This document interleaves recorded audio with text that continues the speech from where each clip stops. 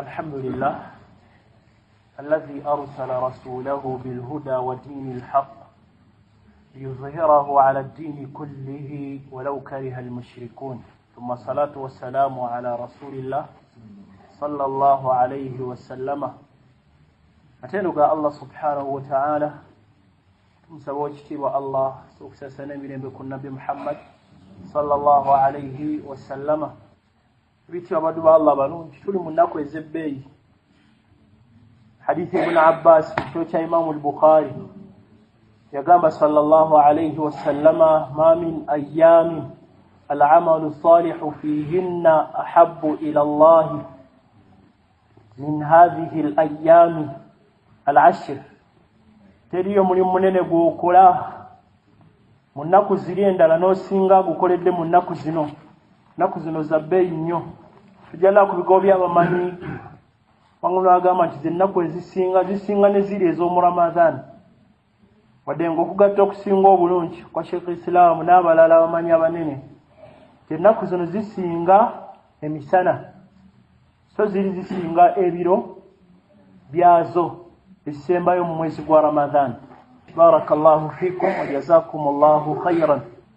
Tukyali ku mateeka agamu ku mateeka ku mukolo guno gw'okusala tuli mu kweteekera tusaba Allah tabaraka wa ta'ala tuweemu obulungi ne mu nnaku zino ez'ebbeeyi. Waliwo hadithi gye tuzze tulabe ya Ummu Salama radiyallahu anha eri mu Muslim idha ra'aytum hilala dhil hijja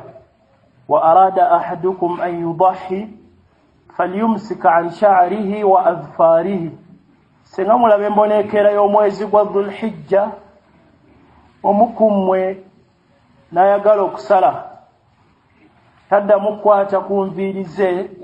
oba enjala ze. Amanyi baabuuza hikima ki eri mu lwaki ebimu ku bye baayogera alayhim rahmatullah kyekirimu omuntu ono asigadde atagenze mu hijja naye afaananeko ng'abantu bali abali mu hijja kubanga bali mu mikolo gya hijja kasita amala okuyingira bw'ati kifo kyayingira waliwo ebifo by'oyingiramu n'omala nti nnyingidde mu mikolo gya hijja noyita talbiya oba ihrami allahumma nawaitu hajja n'ebirala mu mbeera eyo gye bayita waliwo miqaat ebifo by'oyingiriramu emikolo gino gya hijja oba umra awo takkirizibwa kuddamu kwata naye ku nviiri oba njala kati amanyi bagamba okufaananako ng'oyo naye ali mu mikolo gye mirungi nono naye bw'abeera asigadde eno agenda okusala wadde nga si emikolo gyonna oli gy'akola nti nono naye agikola amanyi byebimu ku bye baasikamu amanyi ba umma yaffe eno ennungi wallahu ta'ala a'lam. Kati waliwo omulala nga tasuubira kusala naye atuuse mu nnaku z'omwezi 5 nga tumaze oyingira mu mwezi gwa Dhul-Hijja nnaku z'omwezi 5 oyo akola atya byokusala bireke kuba enviiri yaziggyako dda n'enjala oba asale. Awo wennyini watandikira okubeera taddamu kukwata ku nviiri oba ku njala wabanga ali awo oba naasala oba siisale tagandibwa oyo kukola ki kuggyako nviiri oba njala naye wamala okufunira dda n'akasa nti kati ngenda kusala oyo taddamu kukwata ku nviiri oba ku njala ne wagifuna ekiro ngenkeera nafuna ensolo ey'okusala ekiro ngenkeera ki ngenkeera kwe kusala tekirina buzibu kubeera nti asala taga nti anze najjako dda enviiri najjako dda enjala kusala kwakola ki kwanfa nedda wafunire ebulayo olunaku lumu 2 n'olunaku lwennyini bali ne bwafunanga ennaku zino 3 tezinaakola ki okuggwako aba akyasobola okusala ne wabadde enviiri yaziggyako naye bw'akakasa nti ngenda kusala tajjaako nviiri tajjaako njala bitegereka bulungi ebitiibwa. Kakati waliwo ensolo endala oli amaze okugifuna agenda kugisala buhiya ye naye agireese ewaka kuba twalaba ezirina obumogo obw'enjawulo bwe twakoonako tagijjaayo eyo tagigula kugisala udhiya obumogo obw'enjawulo waliwo wajja obuna muhariiki ya bara buna azib n'obulala bwe twayongerako mu bujulizi obulala. Kati azze ewaka ensolo eno wefunidde obuzibu okutune kukutukako oba abaana ebadde bagizanyisa oba yagireseewo agenze kunoonya muwogo simanyi lwaki bagaa muwogo kyava okukyoga tugenda kunoonya muwogo endala emmere tekola kaakati agenze okunoonya muwogo abaana waka basigaddewo embuzi oba enkuba ezeki mugenda okasikasika bo tebafaayo tebibakwatako ne bakamenya okugulu genda okukomawo nga kali ati kakyasobola tutambula bulungi embuzi yagisala ku udhiya senga efuna obulemu bwonna oba nefuna obuzibu bwonna nefuna akamogo konna ng'omaze okugijjamu tino gyengenda okusala ogijjayo giguze ennungi bulungi terina buzibu akamogo kaize nako oluvannyuma olw'okugikola ki okugireeta nga olyawo ogirundira ogirabirira tekalina buzibu ogikola ki ogisala wallahu taala alam kati omukinjaaji tumuleke tujjeko ono gwoleesa agenda okuyambako okusala usoidire ebyokusala bikiyadde atagimanyi twalaba nti okusalira ddala gwe n'ogisala kyekikola ki kyekisinga naye oli atagimanyi agitiridde ddala biganji afunye agenda okumusalirako naye agalayo ku kasente kimanyi bulungi tokkirizibwa kumuwa kuki ku nnyama eno eya buhiya nga empeera kugamba kyomuwa okumusasula okusalira tokkirizibwa tegereka bulungi tokkiriza omuwa kintu kyonna kyonna ku nnyama eno ng'empeera y'okumusasula ku mulimu gw'akoleddeko okubeera nti akusaliddeko tokimuwa tegereka bulungi naam wabula bw'ogimuwa mu mbeera ng'omaze omusasula ky'omuwadde kyakoledde mbeera kula nti bino ayinza okuba nga alyetaaga oba ddiba alyetaaga oba omutwe togenda gulya ali agwetaaga obugere tekirina buzibu kubeera nti omuwa mu mbeera eyo naye nga tomuwanga kubanga tokkirizibwa amanyi bonna bonna kyebeegattako tetundibwa ennyama eno eya buhiya tetundibwa oba kugimuwanga mu mbeera ya kumusasula la wabula bw'oba ogimuwadde gwe togenda gulya oba obinako ky'omuwadde ku nnyama ng'omaze omuwa kyakoledde nakyo tekirina buki tekirina buzibu wallahu taala alam omuntu alina okusala alina okuba nga musiraamu nga ategeera bulungi omwana omuto si kituufu kumukwasa kusala wabanga tannatuuka myaka gitegeera wabanga myaka mitongo ategeera tekirina buzibu asobola okubeera nga akola ki asala muzibe asala naam muzibe asala naam asala muzibe senga tumuteereza bulungi tumulage wagenda okusala n'ategeera bulungi wagenda okukola ki kugisala gijjako omutwe tekirina buzibu asala tewali bujulizi omugaana kubanga naye ayingira mu bujulizi obw'abasiraamu ng'abasiraamu abasigadde tewali bujulizi bwonna bumugjamu oba omugjamu okusala olina okumugjamu n'obujulizi wabula kwegendeza kulaba nti asale watuufu n'ensala entuufu yennyini kuba nti agisala muka tewali buzibu bugaana muzibe kola ki kusala era basimala bisimillah oba tasmiya yennyini yagireeta kubanga waliwo njawulo wakati wa basimala ne tasmiya wano tetugamba bisimillahi rahmani rahim mu kusala era nga mu kulya bwe kiri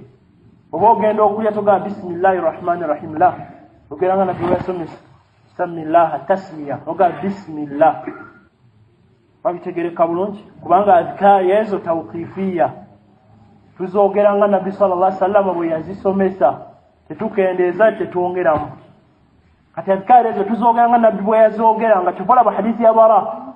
bwe yali amusomesa ezimu ku azikaari zetuleeta nga ogenda okwebaka alina bwe yatuuka ye bwe yali agiddamu alina bwe yatuuka n'agamba wabirasulika alladhi arsalta allah nzikiriza n'omubaka ogwo wakola ki nabbi namugala wabinabiyika zinabadde nyisoma nagambye wabinabiyika ne nabbi wone nga byonna nabbi abi mubaka wa allah ate era nabbi wani naye olwokubanga nabbi yakozesa ekigambo wabinabiyika alladhi arsalta ate ye bwe yali agiddamu yagamba wabirasulika nabbi namugala gamba wabinabiyika alladhi arsalta ekitulaga nti azkaari tuzoogera ddala nga nabbi we yazikola ki yazoogera sallallahu alayhi wasallama kati ate omulala apozi atayogera bamuyitaani abeera kasiru naam yasala yakkirizibwa okusala kale ate ayogera biki kiro alina okwogera goni ogimwogerera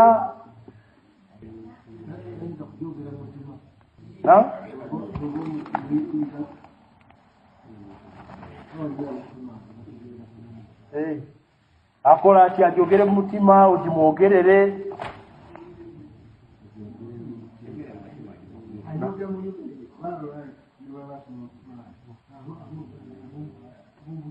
naam tafadhal okubyatula ngata naam kituufu kyekyo kuwa tayogera oyo akozesa tetugimwogerera la yennyini alina okukola ki akyeyogerera n'okulaza kwennyini biga olusaalaza nga bitegereka kyakola ki kyategeezera ennyama gyasaze tugirya omukyala asala naam mukyala asala leka Sulaiman na asala julizi webuli awalina obusobozi seyamba omukkiriza naye ayigira mu bujulizi obubuna obugamba omusiraamu kubanga naye musiraamu bw'oba omugyamu muggyemu n'obuki ate nga muli awo mulimu hadithi eri mu Bukhari ng'ejjira ddala ku mukyala hadithi ya Ka'ab ibn Malik radiyallahu anhu olwekyafa ekyagwawo kaawo embuzi oba endiga yesuulamu jjulu nedduka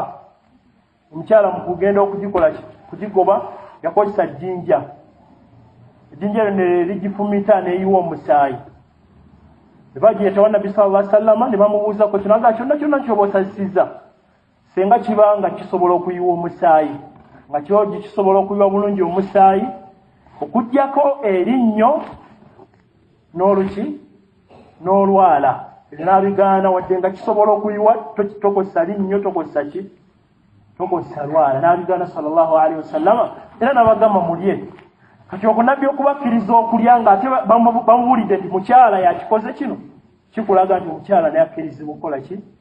okusala tekirina buzibu ewabanga mugumu mulimu abajitira ddala ayinza okukanga wabanga asobola gisala tekirina buzibu naye ayinya ne mubujulizi obwawamu obugamba omusiraamu naye musiraamu tumalirize n'omulala omu asala ekirevu oba mukwesa bw'aba agisaze tugirye naam kiri kitya naam musiraamu tetumugya mu ki musiraamu naye nga huwa aasi ajebedde Allah subhanahu wa ta'ala kubanga akoze agamu ku mazambi amanene okujjako ekirevu kabira abeera mwononefu kyaba akoze ekyonoono kinene zambi ddene nga bwe tuzumene ahadithi ennene Nabi sallallahu alaihi wasallam ziyatulaga hadithi Abdullah ibn Umar n'endala kati omuntu oyo mwononefu mu mbeera bwe tumutegeera tetugaana kyakola kikwataba muki tamukabe YouTube tetumukaafuwaza okujjako wakaafuwalira senga akinyoomola kirevu makulu ki ng'alabira ddala tebisaana omusajja kubeera simaati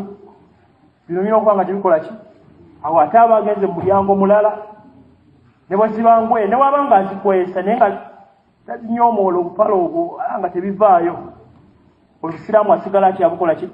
naye wagezaako n'ayingira mu mulyango mulala ogw'okubinyoomoola ng'alaba mulembe gwe tulimu ebyo tebivaayo bakulaba batyo omusajja ayambadde obulungi nga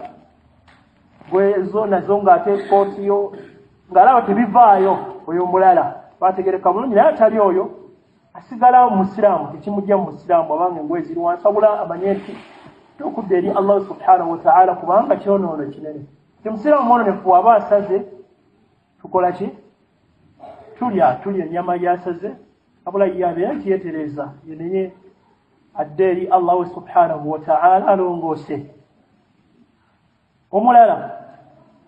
tumwongereko naye nga tasaala n'asala ekikola ku basiraamu enzikiriza yabwe nti nnungi tetubuuza busa naye oyo omusiraamu wesimuze bwe tutegera nti musiraamu tetunoonyereza nnyo aqiida eki bwe tuba tutegedde ekyokungu nti musiraamu tugera n'eki ekyokungu nti muki naye waliwo gwe tutegeddeko ddala nti gundi alina essaabu oyo taba musiraamu era bw'asala ensolo gy'asaze tetugirya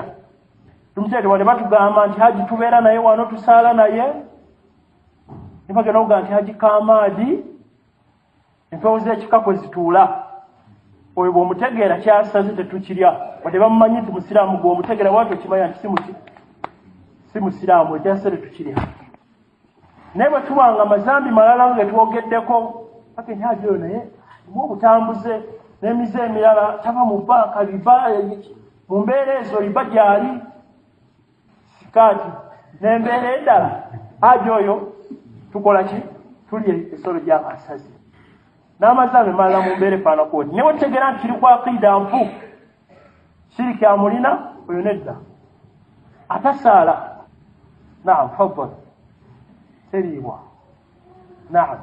kyekituufu senkuba twanyonyola ensonga y'obutasaala twanyonyola ensonga y'obutasaala ne tugamba basahaba bonna abanene kyebeegatako nti omuntu atasaala abeera mukaafu Abdullah ibn Shaqiq tabi'i yasanga abanene mu basahaba n'agamba ma kaanu yarawna min al-a'maali shay'an tarku kufru ghayra as-salah minimu binabaali bayinza okuddiira mu kulamula oba mukaafiri oba si mukaafiri singa aleka hijja amukaafiri oba taamukaafiri naye babaatulanga ku ssala bonna ekigambo kyabwe kyali kimu nti omuntu atasaala taba musiraamu Abdullah ibn Shaqiq bw'agamba abasahaba be yasanga bonna abanene ne batuleka ebigoya bannafiqhi ebingi ne tudda mu Qur'ani ne tugamba kye twasangamu ng'abatasaala Qur'ani balaga nti baki bakaafiri olisenga essala agibirako tatasaala ma salakakum fi saqar qaalu lam naku min almusallin bagenda babuuza ekyabatwaza mu muliro saqar kyebagenda okusooka okuwa ffe tuli eno muliro lwakuba twalinga tetukola ki tetusaala mu suratu rum naga munibina ilayhi wattaquuhu wa aqimu ssala mwenenye mudde eri Allah subhanahu wa ta'ala mumutye muyimirizewo essala wala takunu min almushrikin temubeera mu bannashiriki kitegeeza ki abatabikola abatenenye eri Allah batayimirizawo ssala babeera baki bashiriku ye Qur'ani bwe kulaga fa intabu wa aqamu ssala wa atawu zaka fa ikhwanukum fi ddin musab tauba singa beenenya ne bayimirizawo essala ne bawa zaka baba baganda bammwe kitegeeza ki singa tebabikola tebaba baganda bammwe baba bakaafu baba kaafiri Qur'ani bwezo ayati nyingi bwezikola ki bwezikulaga ne ahadithi zikubiyako nyingi hadithi eriyo musajja eri mu sunani Abi Dawud n'ebitabo ebirala nabbi musanga atuddawo basaala ye n'asigala nga atudde nabbi bw'amaliriza essala mugamba kiki alasta birajulin muslim toli musiraamu wakutakoze eki kikyategeeza nti atasadde taba muki sahabi n'amunnyonnyola n'amubuulira nti nabadde ensadde nabbi n'amusomesa ne woba osadde ojja n'osaala gweno nebanga yasunna bw'atyo naye kyenjagaze muyita wakyamubuuza alasta birajulin muslim toli musiraamu kitegeeza omusiraamu asaala abireke ebyokusaala obusiraamu babuvuddemu eyo Qur'ani bwegendeza Qur'ani noleka ebigambo byonna nodda ku Qur'ani wa ahadithi n'ebigambo by'abantu by'abasahaba olabira ddala ngono obusiraamu batabulimu kati naye abagudde mu ky'obukaafiri n'hadithi ndala nyingi hadithi ya Jabir baina arrajuli wa baina shirki tarku ssala njawulo eri wakati w'omuntu okubeera nti mushiriku oba si mushiriku wakati w'obusiraamu n'okuleka ssala ne hadithi endala ya Imran al-ahdu alladhi bainana nagana eri wakati waffe ne bali abanashiriki ssala faman tarakaha faqad taraka ddiini okwamala fakad kafara agireka eddiini aba agibuddemu aba akaafuwadde kati n'omuntu atasaala tumutegana nti tasaalira ddala ensolo egyasa tukola ki wadde nga n'ekituufu nti n'asaalayokko naye embeera gyali mu mbi wanga nabalako basahaba bweyadala nga musanvu nga baga n'alekeemu bweti ng'akigenderedde n'agivaako naye obusiraamu babuvuddemu sahaba nga musanvu mulimu Umar bin Khattab n'abalala kati ekigambo kinene eky'essala si kigambo kya bulijjo kubanga abantu bo bakimanyi nti asobola okubeerawo omusiraamu n'asaala ejjuma n'asaala n'eyidi ne bitambulira awo ssala kigambo kinene enimu emirala abasahaba balina ebigambo ebiwerako ku kya zaka atagiwa ku kya hajji atagenda mu hijja ng'obusobozi abulina ku nfa gye endala esigadde okusiiba naye bwe kyatuuka ku ssala ekigambo kyabwe kiri kimu obusiraamu aba bukoze eki tadde katukomaawo biidinihi tabaraka wa taala barakallahu fikum wa jazakumullahu khairan wafaqakumullahu tabaraka wa taala lima yuhibbuhu wa yarda